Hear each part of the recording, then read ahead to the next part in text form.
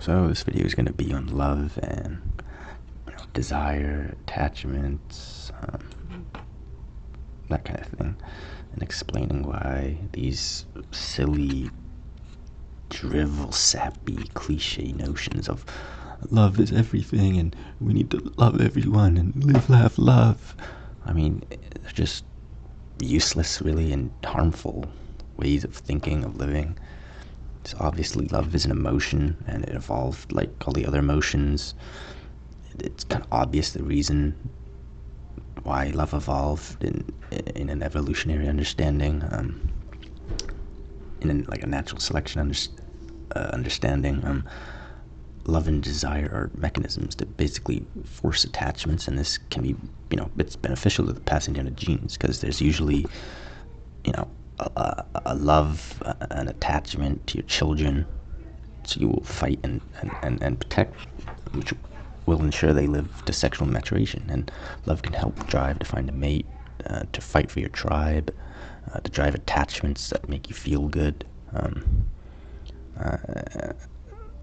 I explain this to give a context to love as a manipulating chemical signal, and there's nothing inherently intelligent or, good reasoning behind it. Instead of this idea of love being this pure, precious thing that life needs to be all about. So I'm just going to be explaining the ways love leads to some kind of harm pretty much all the time, or it leads to risky behavior. Like at best, love is doing a positive thing for wrong and unnecessary reasons. Love is incredibly biased, manipulative, addictive, possessive, and controlling. You're always going to have to temper it with ethics, rationality, reasoning, logic, these kind of things. So instead of love and how you feel towards something or someone, use your brain, use your integrity. Respect is a far better tool to achieving some kind of positive outcome, because you can love someone and completely disregard what's best for them. Like, they're overweight, but you're going to bake them a cake and because you love them, and they'll like that even though it's not what's best for them. Feelings are very strong motivators, a strong force that can completely override the intelligent part of your brain. So it's like some examples. So let's say you fall in love with someone in a romantic way. So with your intelligence that you can't control the future, you don't know the future.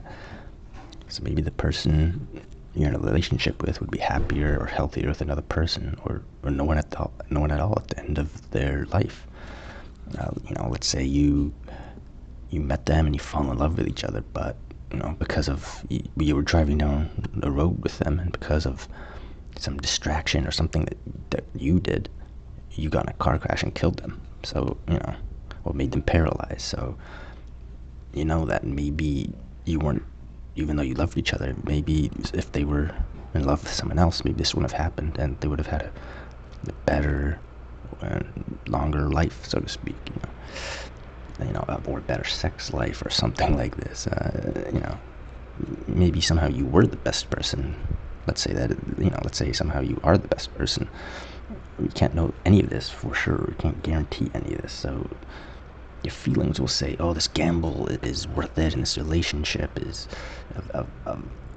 this relationship is a good thing, and it's somehow good. But how can it be good? How can you know? Like, love will make the other person worried or sad if you are gone, let's say, for a long time for work.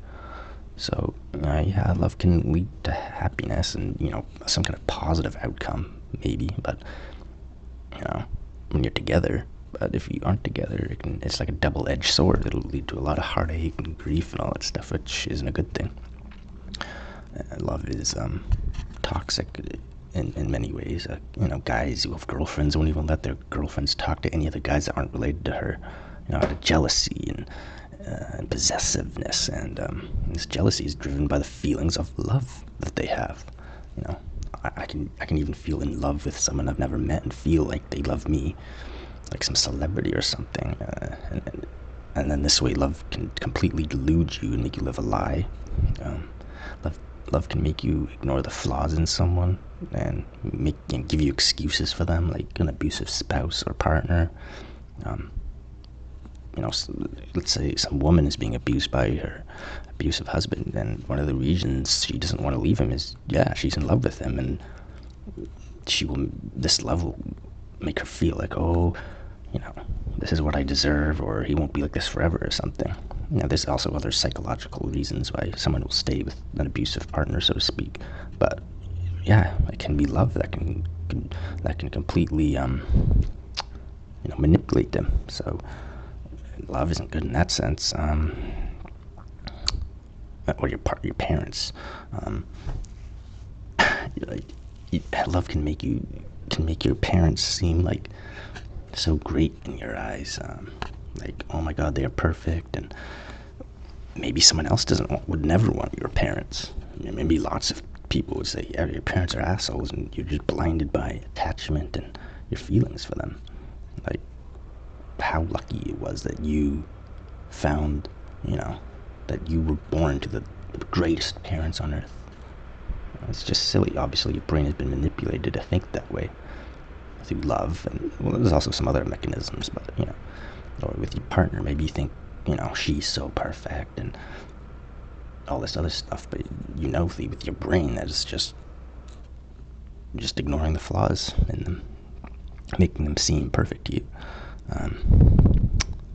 And in the context of the animal rights video I made, I'd argue people should eat as little meat as possible to avoid paying for exploiting animals, but people love their meat and don't want to give it up, and people also love all this other kind of stuff. So people love their drugs, and people love being drunk, and love their alcohol, and people love being lazy and selfish and drunk driving. And you can't say love is everything and is sacred, and also advocate for not, for anti-drunk driving, because that's hypocritical. It makes no sense. It's contradictory.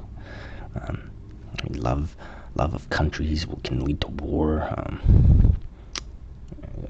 Love of your tribe can lead to war. Love can lead to hatred, which leads to suffering and stuff. So this whole love thing, it's just focus on respect, ethics, all this stuff. Living by your emotions, letting emotions control you is just an insult to your intelligence. And I mean, if you're not going to use your intelligence and live by how you feel, well, you might as well just get a lobotomy and be a fucking dumb zombie or mongoloid or something. So, just looking at my notes, I think that's all I wanted to say on this subject. So, I guess that's end.